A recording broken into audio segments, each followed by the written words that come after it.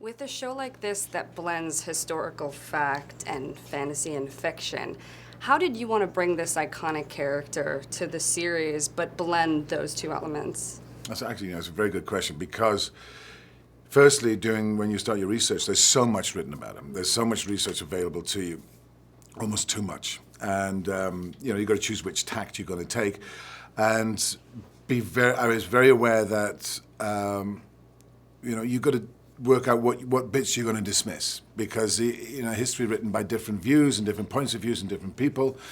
But what was the essence of the man? And also, then you've got to bring him into the Black Sails world. And he comes in from outside, so he's already kind of separate from the world, but you can't make him detached from this world. He actually is part of it, part of its creator in a sense. So it's making those choices as to what elements constitute the prowess of the man, the energy of the man, the presence of the man, and weaving those into the storyline so that he actually turns up, and so he's separate but not detached. And I think that was what one of the chief things early on while we set up the series was one of the chief concerns. It's interesting, separate but not detached. When you're coming onto a series that has already been established, it's been shooting. Exactly. He's such a powerful character. He's going to have an impact the minute he turns up. And in fact, that's is one of the main things about allowing him to come in and have such a dramatic effect on everybody. But he can't be detached from the series. He can't be an isolated item. Although a character like that, even in real life, is kind of isolated. I kind of likened it to if you're in a bar and Keith Richards walks in, and you turn around and go like, I used to be in a band. Or like he walks into a tavern and guys are like, I used to be a pirate. So they wouldn't approach him. He's kind of separate, but he's not detached. He's of their world. So then when you're jumping into a show like this, do you familiarize yourself with the series in general? Of course, or yes. do you want to, maybe capture being No, new to because the world? there are so many nuances with the writing of this.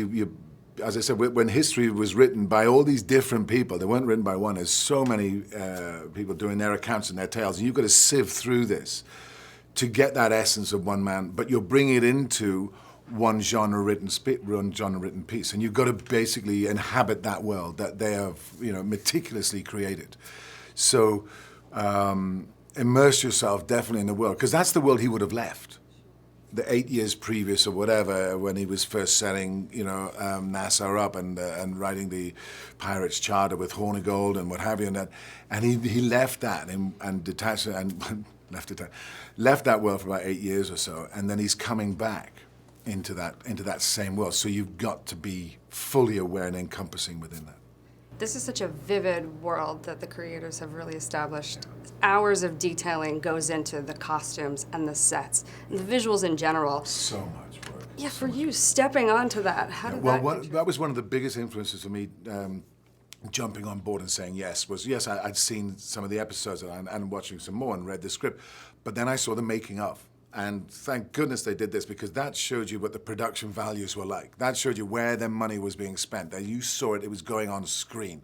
These huge, colossal set pieces, these huge ships, the attention to detail with the costumes, the hair and makeup, the numbers of people involved, the crews, the cast, and seeing the cast and hearing the cast and some of the crew talk about it as well. And you thought, this is why we get up in the morning. This is why we do what we do, to be involved in tremendous productions like this.